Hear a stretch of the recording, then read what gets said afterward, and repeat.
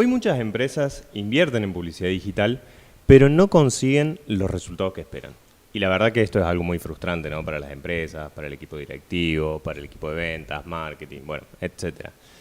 Así que me parecía un lindo tema para traer a la mesa esto de cuáles son los errores más comunes a la hora de hacer publicidad digital. Y la verdad que qué mejor que poderlo hablar con ustedes, expertos en ventas digitales, y de paso déjenme presentarlos. Pau, bienvenida. Lucho, bienvenido. Dani, bienvenida. Así que bueno, si les parece, me gustaría escucharlos. Lucho, contame, para vos, ¿cuáles son los principales errores a la hora de hacer publicidad digital? Yo dividiría los errores entre estratégico, técnicos y operativos, pero hablando de lo estratégico, lo primero que vemos como error, como compañía día a día, no en todos los casos, pero en muchos de los casos, es la falta de objetivos cuantitativos. Llega un cliente y su métrica es quiero aumentar las ventas, y esa es una métrica muy abierta, que es para el cliente aumentar las ventas. Entonces, a la falta de objetivos cuantitativos y cualitativos, o duplicar las ventas, que también muchas veces nos dicen duplicar la venta, pero no tienen el piso de la facturación que tienen hoy, por lo cual no sabemos qué es duplicar realmente.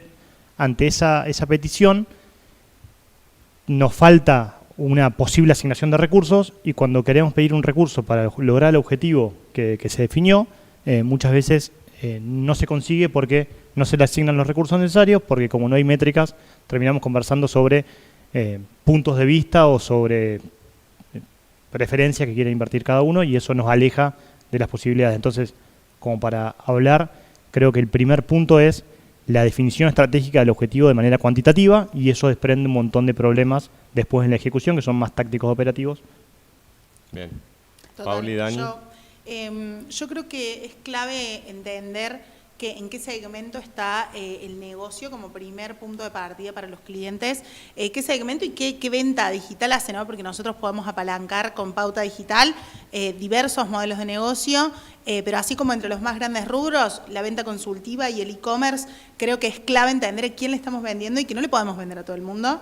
Y entonces, a partir de entender ese perfil a quien le estoy vendiendo, podemos definir qué métricas tenemos que medir a lo largo de todo el proceso comercial y entender cómo asesoran esos equipos. Bien, o sea, lo que pasa, esto que traes a la mesa, es que muchas veces las empresas publicitan por todo igual, no importa si es un e-commerce, no importa si es una venta consultiva, la estrategia es la misma. Y en realidad la estrategia cambia si es un e-commerce o si es una venta consultiva. Totalmente. Que para el que no sabe, venta consultiva es cuando tengo un equipo de ventas, ¿no? Tal cual, Fran. Dani. Yo creo que es esencial tener presente primero quiénes somos, qué queremos y a dónde queremos llegar. Las empresas hoy por hoy piensan que con la inversión en pauta van a llegar al objetivo, pero realmente no está definido cuál es el objetivo, quién es el buyer, a quién queremos llegar, qué le queremos vender y si realmente puede acceder a esto. Muchas veces el gran problema de las empresas es realmente definir cuál es su funnel, en dónde están invirtiendo y si están invirtiendo bien. Bien. En consonancia con lo que dice Dani, lo que yo veo o que siento que pasa en el día a día es se le pide a la publicidad digital un canal de venta, y la publicidad en realidad es un canal de distribución, y para que la venta funcione tienen que pasar otras cosas. La venta distribuye un mensaje de una propuesta de valor en un segmento determinado de mercado, y en el modelo de venta consultiva, que es un poco a lo que nos dedicamos hace años, hay otros estadios que son necesarios para que la publicidad funcione. Es decir, nosotros lo primero que tenemos que entender es, como decía Dani, es si el segmento de mercado quiere la propuesta de valor que nosotros queremos dar. Entonces ahí tiene que haber una relación entre la propuesta de valor y el segmento, que muchas veces es, le vendo a todo el mundo. Ok, ese todo el mundo tiene que tener una propuesta de valor diferencial respecto a lo que hay en toda la competencia del mundo. Entonces, muchas veces ir a nicho mejora ese ratio, pero posteriormente cuando logramos la publicidad, llegamos al segmento, tenemos una propuesta de valor, entregamos esa consulta al equipo de ventas consultivo, hablando de este segmento de clientes, y muchas veces el proceso comercial detrás es ineficiente, ya sea porque no hay un seguimiento acorde de las consultas, ya sea porque no tiene una estrategia de cierre determinada, o muchos factores que hacen que todo el esfuerzo de publicidad, de captación, de propuesta de valor, la última milla, que es el cierre de la venta, termine perdiendo, y eso afecta a todo el proceso entero. Claro. Que ahí, a ver, me parece que se sacaron o abrimos varios temas que están interesantes y todo se puede ramificar y profundizar mucho, ¿no? Pero quiero traer algo que me parece muy interesante, que dijiste, la publicidad es un campo o una estrategia de distribución. Y esto es importante entenderlo y creo que lo puedo conectar con lo que estábamos hablando del funnel. A veces se habla del funnel de marketing, el funnel de ventas, y en realidad no son dos funnels separados, es un mismo funnel. Pero ¿qué es lo que pasa? No hay conexión muchas veces en las empresas, ¿no? Es como que el equipo de marketing trabaja por un lado, con una estrategia disonante de lo que pasa realmente en el campo, en la venta propiamente dicho, en la calle, por así decirlo, y a la vez venta se maneja con sus propios indicadores y no hay un feedback entre los equipos, ¿no? Entonces, algo que me parece interesante de esto y conectándolo es, primero que nada es un solo funnel, ¿no? Hay que tener un trabajo en equipo, son dos partes que trabajan en consonancia. Y ahí me trae un tema que también lo mencionaron, pero me parece que es mucho, que hay mucho para profundizar, que es el tema de la medición. No hay medición, no hay una trazabilidad de lo que pasa con el dato, ¿no? Yo creo que ahí hay un dato no menor que las empresas quizás a veces pasan por alto. Y es, ¿qué leads estamos tomando? ¿Qué leads consideramos que son de calidad? ¿Qué es la calidad? Y respecto al valor de los leads, creo que uno de los grandes objetivos de las empresas es tener muchos datos a un costo muy barato, pero no consideramos que para el equipo de ventas el lead barato es nada, o a veces el lead caro lo es todo, y muchas veces al revés. Empezamos a considerar esta variable como ¿qué estamos analizando? ¿Qué está viendo el equipo de ventas? ¿Qué está viendo el equipo de marketing? Tenemos que tener todos un solo foco. Entonces ahí es esencial trabajarlo en conjunto. Bien.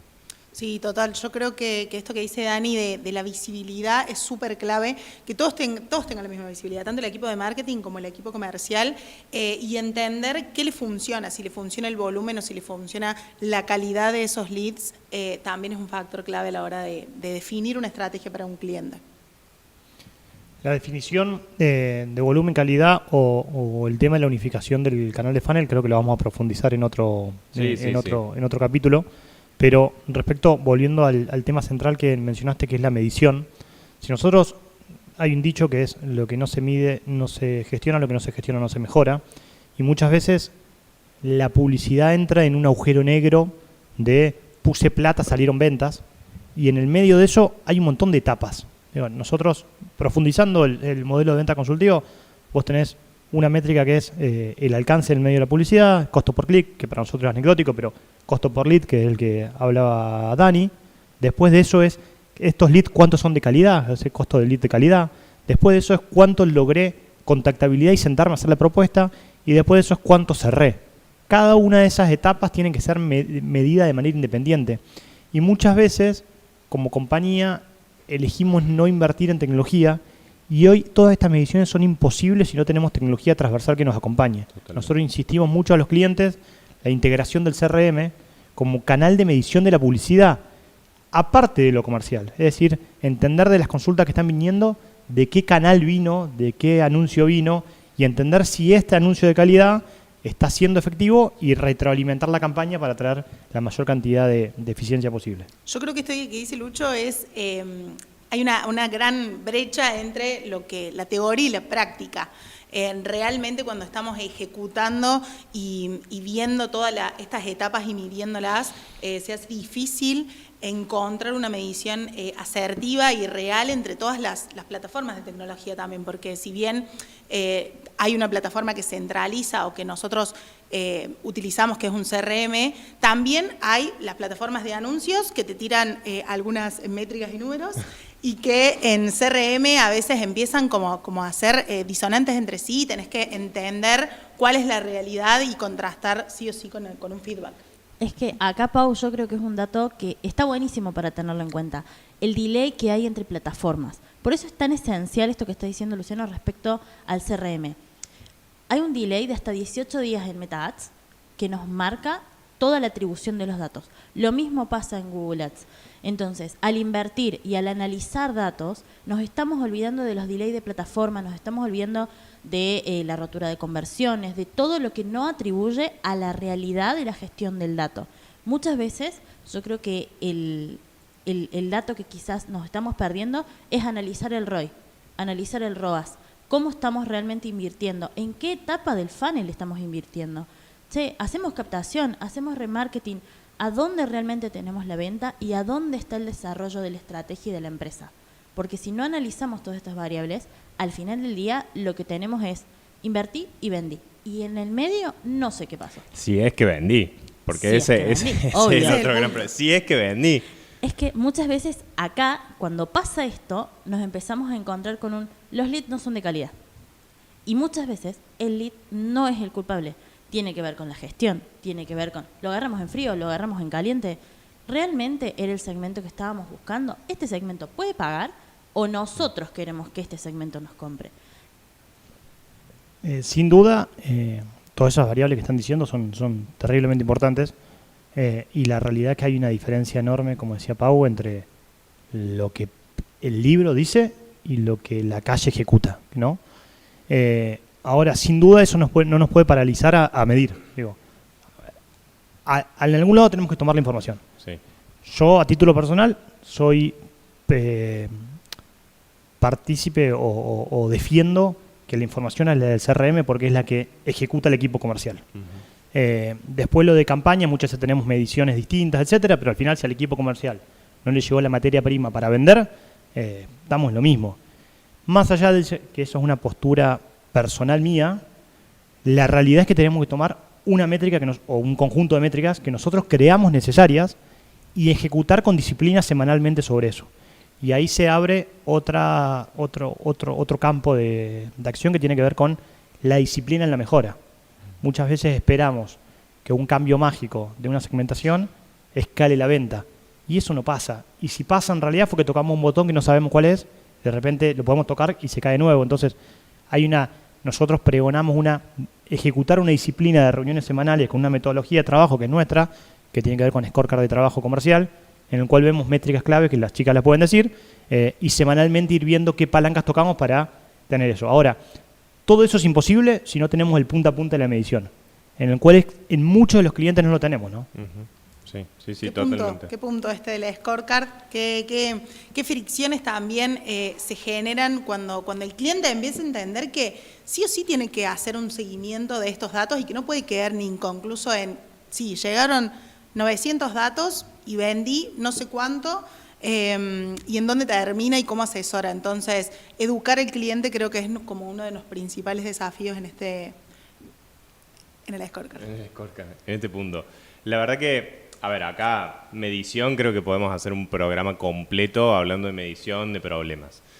Estamos tocando varias cosas. Creo que, entre otros de los errores que podemos charlar, a mí se me ocurre también hablar de hacer creatividades o estrategias de comunicación basadas en gustos y no basadas en datos, ¿no? Que viene un poco de la mano con esto. Bueno, vos sabés que es algo muy, muy curioso cómo las empresas se gestionan en función de a mí me gusta, a mí no me gusta, para mí el título tiene que estar más acá, el CTA tiene que ser esto, cuando en realidad no hacemos una competitividad, no empezamos a analizar de nuevo esto. Che, el usuario, ¿qué consume? ¿Qué quiere? ¿Qué lo llama?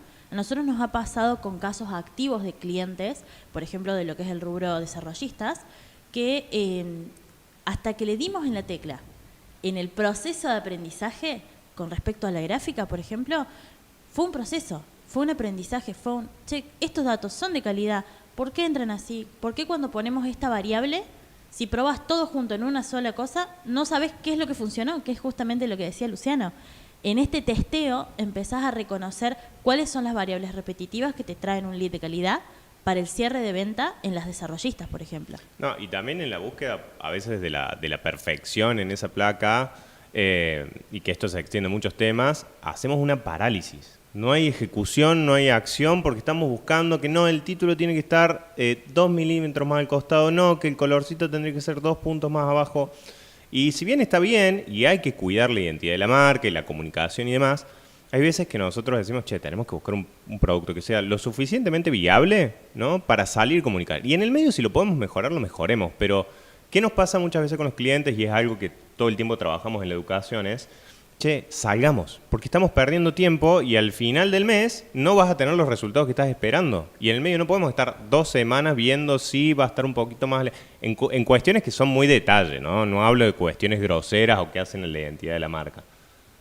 Total, incluso traigo un caso práctico de un cliente que nos sucedió, estábamos en plena etapa hot sale y todos los que trabajamos en esto sabemos que los tiempos apremian y hay que salir cuanto antes y mientras más tiempo de preactivación tengas, mejor funciona después la venta. Y estábamos literal en lo que vos dijiste, o sea, parálisis por el sobreanálisis de el logo va un poco más allá o esto respeta. Realmente estábamos respetando la identidad de la marca, al cliente por ahí no le gustaba o no le terminaba de convencer la estética que habíamos desarrollado de hot sale y terminamos en esto que estamos concluyendo, ¿no? O sea, saliendo a medir con placas con el que el cliente no estaba del todo conforme y las placas tuvieron buenos resultados, buena recepción de la audiencia y finalmente las ventas hubieran podido ser mejor si hubiéramos salido antes y hubiéramos tenido mejor tiempo de preactivación. Y me acuerdo ese caso y me acuerdo que a pesar de que salíamos y teníamos los datos, el cliente lo bajó igualmente. Nos pidió que lo bajáramos. Igualmente. Sí, total. Nos pidió que nos mandó un mensaje y nos dijo, por favor, yo no autoricé que esto que esto mí esté no me online, gusta. así que bájenlo porque no me gusta y el que pone la plata soy yo. ¿Cuántas veces nos hemos Ay, encontrado con caray. esos casos? No, es entendible. Bueno, al final el que pone la plata es él. Es que sí, por eso es entendible. Nosotros ejecutamos. El tema es el exigir resultados comerciales cuando lo que funciona no gusta, ¿no? Ujú.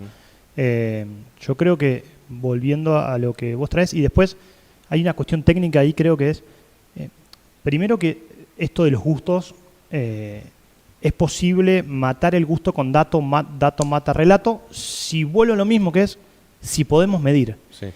Y la mayoría de las compañías hoy no están pudiendo medir, que es algo que es técnicamente muy complejo. Nosotros tenemos un área que se dedica a eso. Digo, Sí. es muy complejo hacer las mediciones realmente bien. Y una mala medición, una medición mal hecha, empeora cada vez más la campaña. Y acá me voy a poner un poco técnico y después estaría bueno que veamos con Mary si podemos poner algo que nos vaya diciendo Sí. qué son las cosas técnicas que estamos en el nombre. Pero el tema del pixel, digo, uno trabaja con estrategias lookalike muchas veces y lo que hace es plantear audiencias similares a lo que funcionó. Ahora, si no tenemos medido bien y estamos trayendo muchas consultas que no son de calidad y hacemos estrategias similares porque el costo por lead es bajo, lo que estamos trayendo es cada vez más datos que no sirven, aunque sean baratos. Entonces, la posibilidad de medir bien si un dato es de calidad y eso retroalimente el pixel de Meta para poder hacer estrategias similares y traer lead de calidad es sumamente importante. Y después el tema de las campañas y el tema de la creatividad y el tema de las landing, yo soy de la escuela de experimentación pura, que obviamente vos nos dijiste hace un rato que es, tampoco siempre es respetando el manual de marca. Obvio. Tampoco podemos hacer cualquier cosa porque hay una estrategia global de posicionamiento que hay que respetar, pero las sutilezas dentro de un marco deberíamos tener como equipo de growth, ya sea interno o en nuestro caso externo de las compañías, la posibilidad de irnos moviendo con libertad, tratando de después dar resultados comerciales, porque al final es por lo que nos contratan. Los clientes nos contratan para escalar sus ventas. Totalmente. Y deberíamos tener la posibilidad de tener este marco de acción para poder probar, experimentar y después con datos decir funcionó o no funcionó. Que a veces no funciona, pero por lo menos tenemos el dato para corroborarlo y no termina siendo una definición en la cabeza de alguien. Bueno, pero acá yo creo que es una info muy importante lo que vos estás diciendo, Lucho, que también es, ¿qué está saliendo al mercado? Lo que nosotros hacemos va con el mercado, es disruptivo. Nos ha pasado con un cliente particular del rubro de la educación, por ejemplo, que tenían siempre el mismo material gráfico, siempre los mismos resultados, y el mercado gestionaba exactamente lo mismo. Todos los competidores directos estaban en la misma. Y un día, por azares del destino, hicimos un material gráfico que era muy diferente a todo lo que se conocía y sorprendió en resultados, sorprendió en rendimiento, e incluso era un material que a nadie le gustaba. Entonces, detrás de esa expertise, nos encontramos con que a veces nos comparamos con nosotros y nos estamos olvidando de compararnos con el otro también. Ahí te traigo un caso que lo vivimos propio, perdón, que lo vivimos... No, dale, por favor. Que lo vivimos propio, que es... Nosotros hace 6 años había una placa que decía invertís en publicidad digital sin resultados, trabajaba con expertos, era horrendo, la hizo Rami Richeri, que le mando un saludo, horrendo, hicimos 1000 placas más lindas y esa es la que siempre funcionó. Y en contra de mi gusto, fue la que perduró y la que nos hizo crecer durante años, o sea que De nuevo el dato mata relato. Sí, Pau, ahora sí. Vos, Fran. No, lo que quería decir en resumen es que, y siendo un poco quizás redundante, ¿no? Pero creo que un gran error, para resumir y que concluye muchas de estas cosas, es no trabajar en equipo, ¿no? No ser partners. Por lo menos en nuestro caso, que somos un proveedor y muchas veces somos tomados como un tercero, necesitamos trabajar como partner, necesitamos las reuniones semanales, necesitamos el contacto diario, necesitamos el campo de acción. Obviamente marcar una cancha, che, hasta acá se puede, pero en el medio darnos la posibilidad de jugar con estas cosas, ¿no? Con pruebas, con creatividades, etcétera. Yo voy a retomar un poco lo que estaba diciendo Dani sobre el mercado y sobre cómo diferenciarse. La realidad es que estamos en un mercado hipersaturado en la mayoría de segmentos y en la mayoría de rubros estamos muy hackeada la atención del usuario y realmente es muy difícil diferenciarse y por eso es tan importante hacer cosas que nos diferencien realmente más allá de los gustos y siempre tomar decisiones basadas en datos. Otro tema que para mí es, te diría, después de la falta de objetivos claros, ¿a quién elegís como partner? Digo, el primo que hizo un curso de 2 semanas, dependiendo del nivel de compañía, te sirve y no. Digo, y esto es crítico porque, de nuevo, la publicidad digital es estratégica, no es táctica. Y muchas veces asignamos el recurso como si fuera táctica, los resultados no vienen, y cuando queremos lograr los resultados ya es tarde. Y tenemos que ir al proveedor que realmente es estratégico. Entonces, no olvidemos que el canal digital es el canal que a largo plazo va a ser el más importante, como estamos yendo como compañía, y tenemos que trabajar con equipos realmente serios que nos den ese challenge y ese desafío y que nos escalen. Vamos a tener otra oportunidad para profundizar un poco más sobre esto, sobre cómo trabajar con el equipo de ventas y el equipo de marketing como un mismo equipo, ¿no? Cómo ser partners. Pero para cerrar esta charla, para cerrar este tema de los errores, me gustaría que a modo de cierre, si me quieren compartir en base a lo que fuimos hablando, para ustedes, ¿cuáles son, y nombrar así a mero título, cuáles son los errores principales? Como para que quien nos esté mirando lo tenga en cuenta y lo pueda analizar al momento de trabajar con sus equipos. Bueno, yo creo que de los errores principales tenemos, como bien lo hemos conversado ahora, no tener el equipo alineado a tu objetivo y a tu rendimiento. No analizar, uno de los errores que a corto, mediano y largo plazo va a hacer que afecte directamente tu retorno como empresa, y realmente elegir expertos que estén a la par de tus objetivos y a la par de todo lo que querés hacer. Trazabilidad de los datos, a mí me parece un ítem súper clave, y en esto de la trazabilidad de los datos voy a hacer hincapié en cuánto recelo hay en las empresas sobre la información. Mientras más acceso a la información le das a tu proveedor, más te va a poder ayudar a optimizar realmente lo que estamos haciendo en estos canales de distribución, como dice Lucho. Para mí el más importante es la incoherencia entre el objetivo y la ejecución. Sí. El más importante es la falta de objetivos cuantitativos, para mí. Y después la incoherencia, esto de quiero facturar 100 millones y quiero invertir 1000. Hay una incoherencia que tiene que ver, se desprende con la falta de medición, la falta de un montón de cosas, y creo que ese es el principal problema del objetivo. Bien, bien. Equipo, se nos acaba el tiempo. Desde ya muchísimas gracias por haber compartido este momento con nosotros. A la audiencia, muchas gracias por elegirnos y bueno, nos encontraremos en una próxima charla para hablar un poco más de estos temas que bueno, la verdad que son súper interesantes. Muchas gracias.